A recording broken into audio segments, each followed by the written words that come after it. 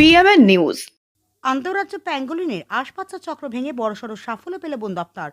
গোপন সূত্রে খবরের ভিত্তিতে 15 ফেব্রুয়ারি 2026 তারিখে আলিপুরদুয়ার জেলার সাউথ রেঞ্জের বনকর্মীরা সোনাপুর জয়গাঁও রোডে বিশেষ অভিযান চালান। ওই অভিযানে 3 জনকে গ্রেফতার করা হয়। তাদের কাছ থেকে মোট 1 কেজি 710 গ্রাম প্যাঙ্গোলিনের আঁশ উদ্ধার করা হয়েছে। বন দপ্তর সূত্রে জানা গিয়েছে, প্যাঙ্গোলিন বন্যপ্রাণী সংরক্ষিত প্রাণী। এই প্রাণীর আঁশ পাচার একটি গুরুতর দণ্ডনীয় অপরাধ। প্রাথমিক তদন্তে অনুমান, উদ্ধার হওয়া আঁশ মেঘালয় থেকে সংগ্রহ করা হয়েছিল এবং তা অন্যত্র পাচারের উদ্দেশ্যে নিয়ে যাওয়া হচ্ছিল।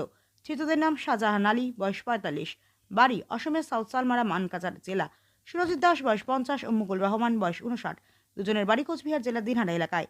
বন দফতর জানিয়েছে, ধৃতদের আজ আলিপুরদুয়ার কোর্টে তোলা হবে।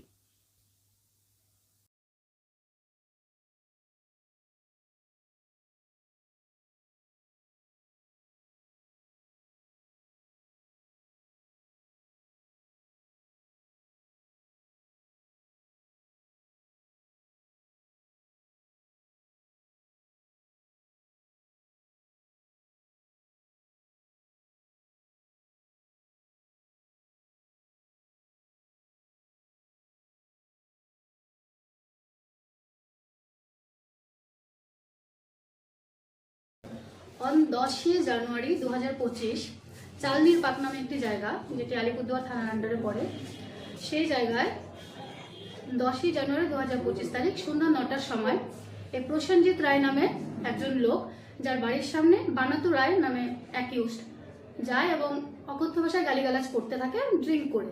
তো এই গালিগালাজ শুনে প্রসেনজিৎ রায় বাড়ি থেকে বের হয়। বাড়ি থেকে বের হওয়ার পর তাকে গালিগালাজ করতে বারণ করে এবং বলে যে তুমি চলে যাও, আমি বাড়িতে যাচ্ছি।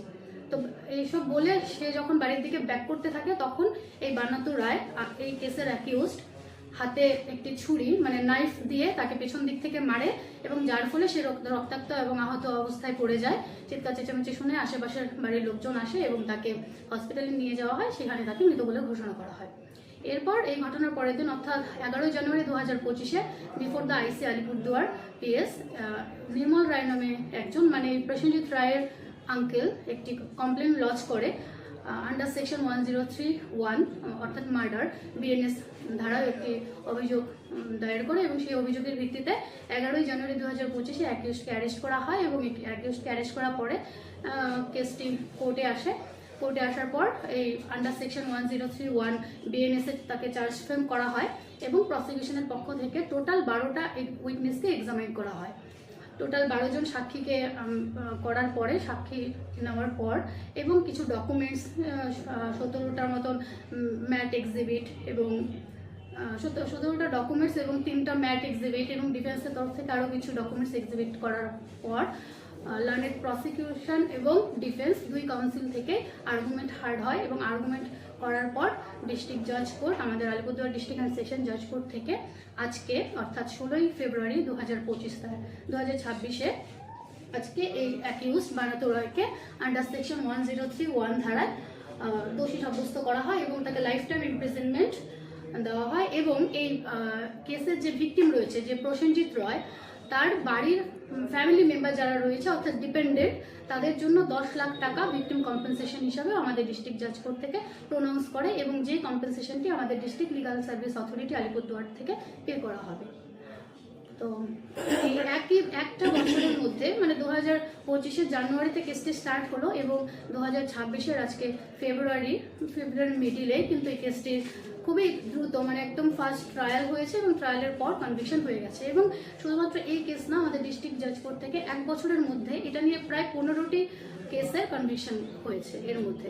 এবং এই পুরো কেসটি আমাদের সিনিয়র লার্নেড পিপি পাবলিক প্রসিকিউটর শ্রী সুরিত মজুমদার, উনি এই পুরো কেসটি ডিল করেছে এবং প্রত্যেকটি কেসেই ওনার প্রায় সাজা হচ্ছে এবং আমি অ্যাজ এ জুনিয়র লয়ার ওনার সাথে ছিলাম। যতটুকু সাক্ষী পরে আমরা যতটুকু বুঝতে পেরেছি যে ওদের মধ্যে পারিবারিক কোনো ঝামেলা ছিল, আগে থেকেই কোনো পারিবারিক কোনো কারণে পূর্ব রাগ বা শত্রুতা থেকে এই কাজটি করেছে। হ্যাঁ, যাবজ্জীবন কারাদণ্ড দেওয়া হয়েছে, অর্থাৎ 14 বছরের কারাদণ্ড দেওয়া হয়েছে। হ্যাঁ, সশ্রম কারাদণ্ড 14 বছরের। মারা গেছেন, তার বাড়িতে বাবা, মা, তার ওয়াইফ এবং ছেলে মেয়ে রয়েছে। কি করতে